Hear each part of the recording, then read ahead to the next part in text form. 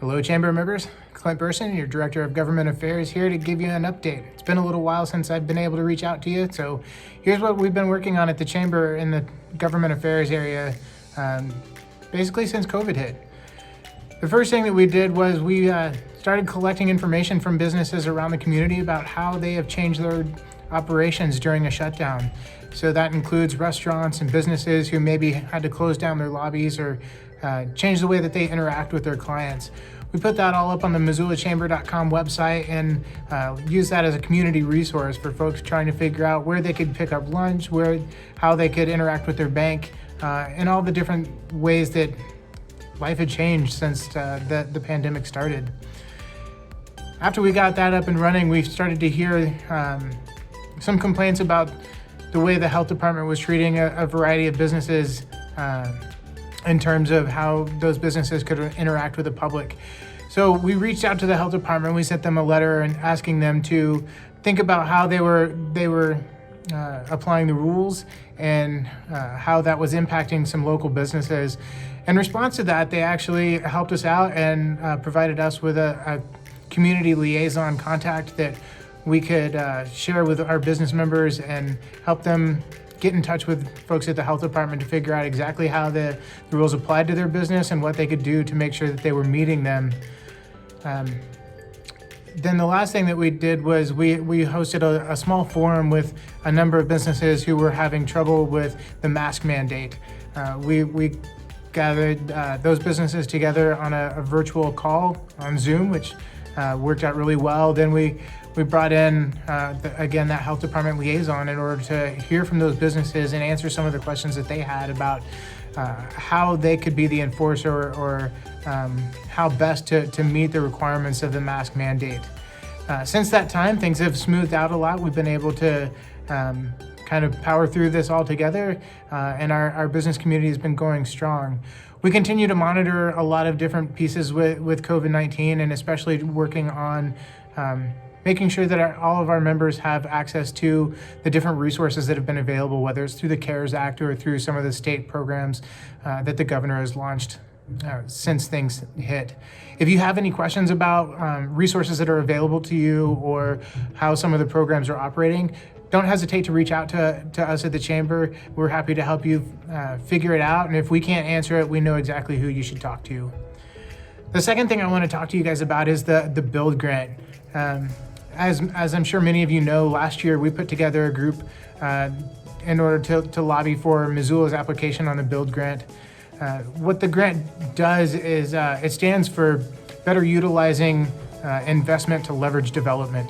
And what that is used for in this particular instance is the area out between Mullen, Reserve, and Broadway. That whole area is ripe for development. The Build Grant, it would fund a big portion of the infrastructure that goes into that area. So roads, water and sewer, all of those things that lay the groundwork for future development would be funded through the Build Grant. So last year we took 19 people, members of the business community, economic development, and government officials, and we flew back to Washington, D.C. and met with our congressional delegation, met with Department of Transportation officials, and really kind of made the case for why Missoula needed the Build Grant funding.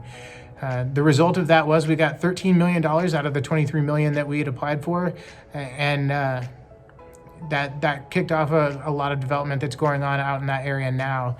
We went back, Missoula County applied again this year for the remaining $10 million, and unfortunately we weren't able to fly back to Washington, D.C. because of COVID.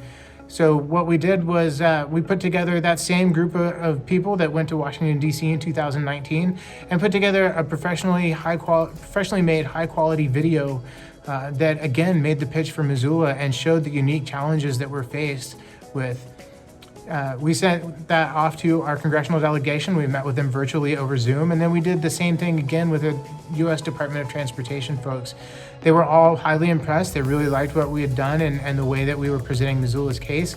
And unfortunately, we just found out that we did not get the grant this year, though we're still waiting to get a little feedback about what we can do to help next year's effort.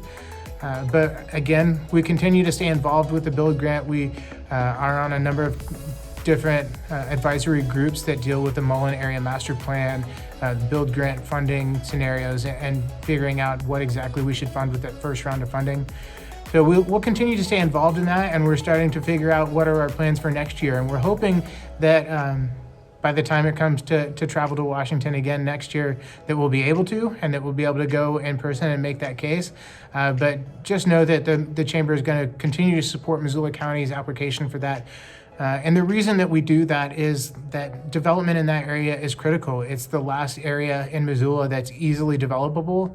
And if the build grant funding isn't there to fund that infrastructure development, that gets put back onto the developers, which increases the prices of building, it increases the cost of homes that are built in that area, and that just makes it a lot harder for our workforce to find housing, for businesses to attract workers into our area. So if we can get the funding and make sure that that infrastructure is paid for, that's one less thing that the developers have to add on to the cost of a home, and it makes it easier for them to keep those homes in a price range that people can afford. The last thing I want to talk about is something that current board chair Steve Clausen and I have been working on over the past several weeks. One of Steve's initiatives this year is to be a much better resource for folks that are serving in the legislature. When the legislative session happens, things are fast and furious. They're dealing with thousands of bills in a 90-day period. In that time, it's hard for them to understand exactly what legislation can and can't do, and what the impact might or might not be. So we want to make sure that they understand that the Chamber is a resource for them while they're serving in the session. So what we've started to do is reach out to all of the candidates and all of the seated legislators and have meetings with them. We're doing them over Zoom, which is a challenge in and of itself, but it's one that is necessary during these times. But it also enables us to sit down with them and for them to be able to see us and for us to be able to see them and really discuss what are the Chamber initiatives that we're working on this year, and also let them know that we are that resource. If they have any questions, we can connect them to the folks in an industry that a piece of legislation will impact the most, and they can speak directly with those folks and get an answer to their question about how a bill would work, what it would do for businesses in the long run. The other thing that we're doing is we're asking them what the best way to get in touch with them is. During the legislative session, they get hundreds and thousands of emails, and we want to make sure that when the Chamber weighs in on something, that communication doesn't get lost in the huge amounts of communication that they're getting. So we're finding ways with them just to make sure that we reach the top of the stack and that they don't miss when the Chamber weighs in on something. We've promised not to delude them with emails or with text messages or phone calls. We're only going to weigh in on things that are truly important to the business community, but we want to make sure that they understand that we are that resource, and that when we do have something to say, it's because we view it as something that's truly important for the business community and the community as a whole in Missoula. So far, those meetings have been going really well. Everyone that we've talked to has thanked us for reaching out to them and making sure that that we understand the difficulties that they face, but also they're very thankful for the offer for us to be a connector to the larger business community for them. One of the things that they often tell us is that they don't hear enough from the business community. We want to make sure that that's different this year. And so hearing that from them, we know that we need to reach out to them better and that we need your help to do that. So during the session, you'll be hearing a lot more from me. We'll be doing updates on a much more regular basis, and we'll be making it as easy as possible for you, our members, to reach out to those legislators and give your input on legislation that they're looking at.